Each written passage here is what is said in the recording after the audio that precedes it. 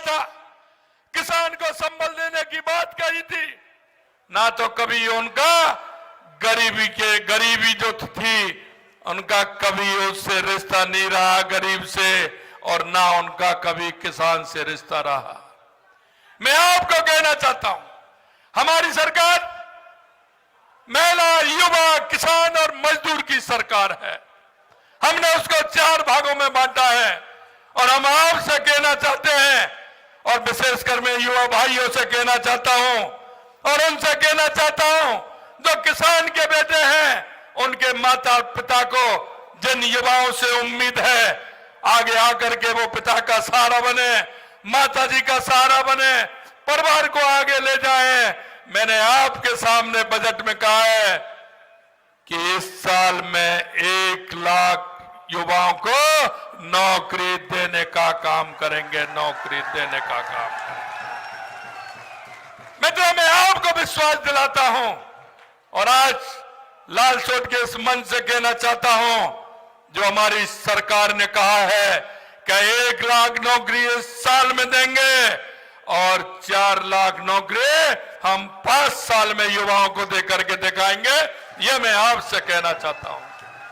मित्रों, क्यों कि हम जो कहते हैं, देश के यशस्वी प्रधानमंत्री नरेंद्र मोदी जी जो कहते हैं वो करके दिखाते हैं, और यही जनता का विश्वास है।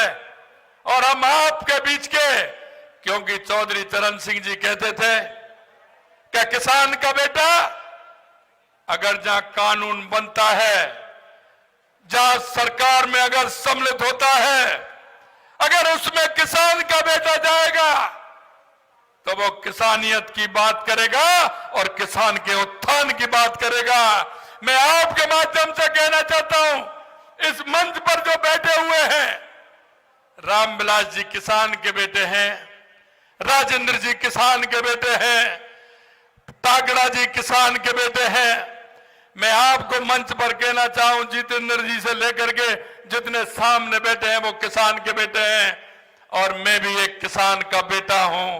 किसान के दर्द को हम समझते हैं, किसान के उस माता पिता के दर्द को भी हम समझते हैं। एक जब मेरे भाई को नौकरी मिलती है, एक परिवार के व्यक्ति को नौकरी मिलती है, तो उसके अंदर कितने परिवार उस खुशी में शामिल होते हैं। उनकी बहनों को भी खुशी मिलती है, उनकी बुआओं को भी खुशी मिलती है, चाचा को भी खुशी मिलती है, तो ताऊ को भी खुशी मिलती है, तो मामा को भी खुशी मिलती है। मैं आपसे इतना ही कहना चाहता हूं, आपने जिस विश्वास के साथ भारतीय जनता पार्टी की राजस्थान में सरकार बनाई है, हमने जो संकल्प पत्र चुनाव से पहले गांव-गांव, ढाणी-ढाणी लेकर के चले थे, आपके बीच में आए थे, उसमें आपके भी सुझाव आए थे। उन सुझावों के माध्यम से हमारी सरकार काम कर रही है। हमने पहला बजट दिया, कांग्रेस के लोग पूछते हैं आपने तो ऐसा बजट दिया जैसे चुनाव में जाने से पहले देते हैं। हमने कहा हम जनता में वायदे करके आए हैं, आपकी तरह लास्ट में दे करके जनता को बरगला करके बात नहीं करते। हमको काम पूरा करना है। इस बार हमने पूरा बजट पूरी तरह से दिया है, और जो हम कहते हैं हमारे मोदी जी कि शिलान्यास भी हम करेंगे और उद्घाटन भी हम करेंगे। इसलिए पहले बजट में इतना सब कुछ हमने दिया है। मैं आपसे यही कहना चाहता हूं मेरे भाई और बहनों, आप विश्वास रखिए, जिस तरह का राजस्थान में आपने बहुमत दिया है, हमारी सरकार, पुणे में दोहराना चाहता हूं, जो संकल्प पत्र में जो हमने वायदे किए हैं, एक एक वायदे को हमारी सरकार पूरा करेगी, एक एक वायदे को पूरा करेगी। आपने देखा है, इन्होंने हमेशा गरीबी हटाओ का नारा दिया है। नेहरू जी ने गरीबी हटाओ का नारा दिया, इंदिरा जी ने गरीबी हटाओ का नारा दिया, राजीव जी दे के चले गए, मनमोहन जी भी दे के चले गए, सोनिया जी भी दे रही हैं, और अब राहुल बाबा भी गरीबी हटाओ का नारा दे रहे हैं। भाई कब तक देते रहोगे? कांग्रेस ने कुछ किया है क्या? इन युवाओं को मैं देख रहा हूं, जिस तरह से युवाओं के सपनों को रौंदने का काम किया था। 19 पेपर में से 17 पेपर लीक करने का काम कांग्रेस के लोगों ने किया। हमारे उस किसान को रुलाने का काम किया, किसान के बेटे को भी रुलाने का काम किया। किसान को पता है वो अपने बेटे को शहर के अंदर पढ़ने के लिए भेजता है, कोचिंग के लिए भेजता है, उसके लिए हॉस्टल दिलाता है, उसके लिए मकान दिलाता है। वो रात के अंधेरे में उसको पढ़ाने के लिए कहां से पैसा लेकर के आता है, ये आप सभी लोग जानते हैं कि पिता कहां से पैसा लेकर के आता है। पिता के मन में यह भाव होता है कि मुझे मेरे बेटे को पढ़ाना है, मेरा बेटा मेरे आगे चल करके मेरा सहारा बनेगा। मेरा बेटा जाएगा तो किसी नौकरी में जाएगा तो मेरा सहारा बनेगा, उसका परिवार भी सुखी रहेगा। लेकिन मैं कहना चाहता हूं मेरे भाई और बहनों, जिस तरह से इन्होंने पेपर लीक करके मेरे युवाओं के साथ कुठाराघात करने का काम किया, उनके सपनों को रौंदने का काम किया, मैं आपसे यही कहना चाहता हूं, हमने भी वायदा किया था कि हम आएंगे तो इन सबको अंदर करने का काम करेंगे, अंदर करने का काम करेंगे। आपने देखा होगा 15 दिसंबर को शपथ ली थी, 16 दिसंबर को हमने पेपर लीक के विरोध में एसआईटी गठित की और वो एसआईटी काम कर रही है। और आपने देखा होगा 115 लोगों को गिरफ्तार करने का काम उस एसआईटी ने किया है। और आगे भी मैं बता देना चाहता हूं कि अभी तो वो विपक्ष के नेता कह रहे थे मछली पकड़ी है। अरे कितना भी बड़ा मगरमच्छ हो, हमारी सरकार किसी को छोड़ने वाली नहीं है, यह भी मैं आपको विश्वास दिलाने का काम करता हूं।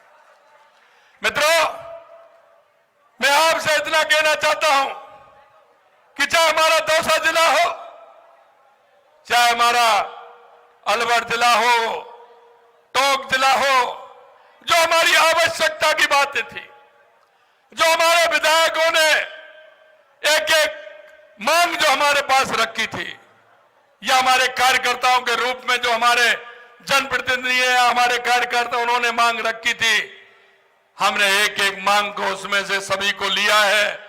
और मैं अगर लाल सोट की बात करूं तो हमारे इस नए बजट में हमने जितना दिया है, आप पीछे के कोई भी बजट उठा करके देख लेना, लाल सोट को इतना कभी नहीं मिला होगा, इतना कभी नहीं मिला होगा।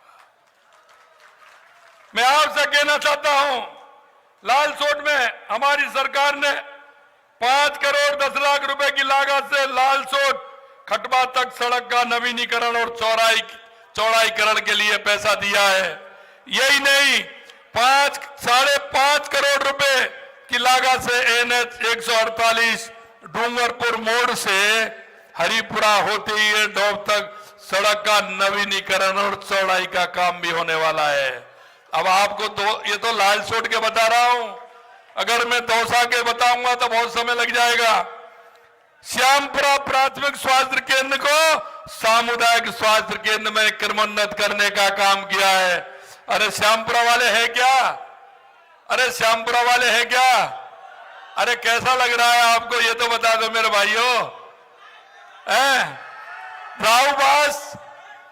राहुबास में नवीन, राहुबास में सुनते जाइए, अभी राहुबास में नवीन उपखंड कार्यालय खोलने का काम किया है।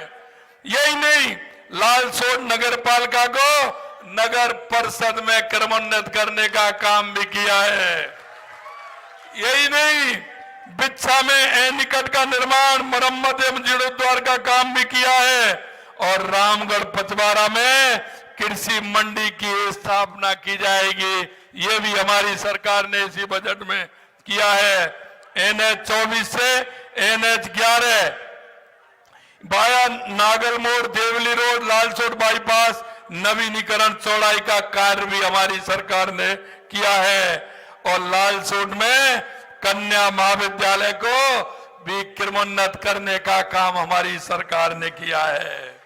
अगर मैं दौसा की बात करूं तो बहुत सारे काम दिए हुए हैं, लेकिन अभी हमारे, क्योंकि मैं जानता हूं आपके जो जनप्रतिनिधि हैं, आपके जो विधायक हैं, जब भी मेरे से मिलते हैं उनको लाल सोट की चिंता रहती है। मैं धन्यवाद देना चाहता हूं ऐसे जनप्रतिनिधि को जो हमेशा अपने लोगों के लिए और अपने काम के लिए हमेशा तत्पर रहते हैं। और मैं जिस मंत्री के पास जाता हूं उसमें रामविलास जी मेरे को, जैसे मैं देखता हूं कि रामविलास जी आए थे मेरे पास, रामविलास जी आए थे, इस काम से आए थे, मैंने कहा पेपर तो मेरे को भी दे गए, लेकिन वो आपके पास भी पहुंच गए क्या? इतनी चिंता करने वाले रामविलास जी आज मेरे से कह रहे हैं कि मेरा जन्मदिन है साहब, इसमें भी कुछ हो जाना चाहिए। अब देखिए, व्यक्ति को सिवाय आपकी चिंता के दूसरी चिंता नहीं है। हमारे खेल मंत्री जी ने एक घोषणा की है, अभी आपके सामने कहा है, और मैं आपसे युवाओं में आप सभी से कहना चाहता हूं, मेरे भाई और बहनों, आपके सपनों की उड़ान के लिए ये राजस्थान की सरकार तैयार है। आप तैयार हो जाइए। हमने राजस्थान में स्पोर्ट्स यूनिवर्सिटी नहीं थी, हमने स्पोर्ट्स यूनिवर्सिटी खोलने के लिए भी बात कही है, और हमने हमारे संभागों में महाविद्यालय स्पोर्ट्स के खुले उसकी भी बात कही है। और गांव में, जो मेरे गांव में रहते हैं ऐसे लोग, उनको तलाश करके 2036 के ओलंपिक के लिए भी हमारे युवाओं को तैयार करने का काम हमारी सरकार को करना है। हम हर तरह से राजस्थान हमारा विकसित हो, भारत हमारा विकसित हो, राजस्थान हर क्षेत्र में आगे हो, इसके लिए हम काम कर रहे हैं। आपने देखा होगा 10 तारीख को, पिछली 10 तारीख को हमारा बजट आया था, अभी 10 तारीख नहीं हुई है। अभी मैं किशनगढ़ से चल करके आ रहा हूं। किशनगढ़ में आज हमने हमारे एयर फ्लाई के लिए, उड़ान के लिए हम आज उद्घाटन करके आए हैं। वहां 4 हवाई जहाज आ गए, आप जैसे युवाओं को पायलट बनने का मौका, और आज ही वो स्टार्ट हो गया, उसका उद्घाटन आज ही किया है। यह मैं आपको बताना चाहता हूं। हमने जो वायदे किए हैं, हमारे मंत्री एक एक उस क्षेत्र में जा रहे हैं और उसको पूरा कर रहे हैं। अंत में मैं इतना कहना चाहता हूं, क्योंकि आज जन्मदिन है, उन्होंने मेरे से कुछ मांग रखी है, और मुझे पता था जब मैं यहां आ रहा था कि रामविलास जी मानने वाले नहीं है, कोई ना कोई बात तो रखेंगे। मैं आपके सामने मैं कहना चाहता हूं, उन्होंने कुछ रोडों की मांग रखी है, मैं उन रोडों को भी सम्मिलित करते हुए भाई रामविलास जी को जन्मदिन की बधाई और शुभकामनाएं देना चाहता हूं। आप इतनी बड़ी संख्या में आए हैं, आपसे इतना ही मेरा निवेदन है मेरे भाई और बहनों, कि हम इस प्रदेश के नागरिक हैं, हम इस देश के नागरिक हैं, हम हमारे नागरिक होने का कर्तव्य भी अदा हमें करना है। हम पढ़े लिखे हैं, युवा हैं, हमारे अंदर काम करने की क्षमता है, तत्परता है। मैं आपसे इतना ही कहना चाहता हूं, हम नागरिक होने के नाते किसी भी क्षेत्र में, क्योंकि हमारी केंद्र सरकार की योजना है, हमारी राज्य सरकार की योजना है, आप अगर देखोगे इतनी योजनाएं हैं कि हम हमारा अंतिम पायदान पर, अंतिम पंक्ति में जो व्यक्ति खड़ा है, उसको हम किस तरह से लाभ दे सकते हैं, उन योजनाओं को लाभ दिलाने का काम करना है। उन योजनाओं को, उस अंतिम पंक्ति में जो व्यक्ति खड़ा है, उसको आगे लाना है। मेरे गांव में, मेरी ढाणी में, मेरे पड़ोस में अगर कोई ऐसी माता रहती है, बुजुर्ग माता, उसको सेवा करने का मौका है। कोई मेरा दिव्यांग भाई रहता है, कोई मेरा बेरोजगार युवा रहता है, हमारी योजनाओं के माध्यम से उस मेरे भाई को, उसको फायदा मिले, और फायदा मिलते अपना वो काम ले, और काम से वो अपनी रोजी रोटी कमाए। इसलिए मैं आप सभी से कहना चाहता हूं कि हम सभी का दायित्व बनता है चाहे वो हमारे परिवार में है, चाहे हमारे पड़ोस में है, ऐसे लोगों को छांट करके सरकार की योजनाओं को लाभ मिले, इसकी चिंता भी हमें करनी है। कभी कभी क्या होता है, हम हमारी बात करते हैं, लेकिन पड़ोस में इतना भी कोई व्यक्ति रहता है जिसको आपके सहारे की जरूरत है, आपके सहयोग की आवश्यकता है। हम उसको कैसे सहयोग कर सकते हैं? हम सबका दायित्व बनता है, हम समाज के अंदर भाईचारा बनाते हुए एक दूसरे का सहयोग करें और उसे आगे बढ़ाने का काम करें। आपने देखा होगा, हमेशा हमारे सरकार कुछ ऐसे काम भी करती है जो सामाजिक सरोकार के काम होते हैं, हम उन कामों को भी करते हैं। देश के यशस्वी प्रधानमंत्री नरेंद्र मोदी जी ने 2014 में लाल किले से स्वच्छता का अभियान चलाया था। आज स्वच्छता के बारे में आप सभी जानते हैं कि उसके परिणाम किस तरह से सुखद परिणाम पूरे देश के अंदर आए। इसी तरह से लिंग अनुपात में कमी थी, हमारी बहनों की संख्या कम थी, हमारे भाइयों की संख्या ज्यादा थी। बेटी बचाओ बेटी पढ़ाओ के माध्यम से देश के यशस्वी प्रधानमंत्री नरेंद्र मोदी जी ने अभियान चलाया और उस अभियान सार्थक हुआ, और उस सार्थक अभियान के कारण आज वो जो अनुपात है वो काफी कम हुआ है। अभी आपने देखा होगा 5 जून को उन्होंने आह्वान किया है, और आह्वान भी ऐसा किया है कि एक पेड़ मां के नाम। हमारी मां अगर है तो मां को साथ लेकर के एक पेड़ लगाएं, मां की याददाश्त रहेगी। अगर हमारी मां नहीं है तो उसका फोटो लगा करके लगाएं या उसके नाम से एक पेड़ लगाएं और उसकी परवरिश हम करें, क्योंकि 5 जून पर्यावरण दिवस के अवसर पर देश के यशस्वी प्रधानमंत्री नरेंद्र मोदी जी ने आह्वान किया है। मैं आप सभी से यही निवेदन करना चाहता हूं, क्योंकि हम तो वो लोग हैं जो पहाड़ों को भी पूजते हैं, वृक्षों को भी पूजते हैं, नदियों को भी पूजते हैं, क्योंकि ये हमें जीवन देने का काम करती हैं, पर्यावरण बचाने का काम करती हैं। आप सभी से मैं भी आह्वान करना चाहता हूं कि अब अभी सावन का महीना है, आज हरियाली अमावस्या है, 7 तारीख को हरियाली तीज है।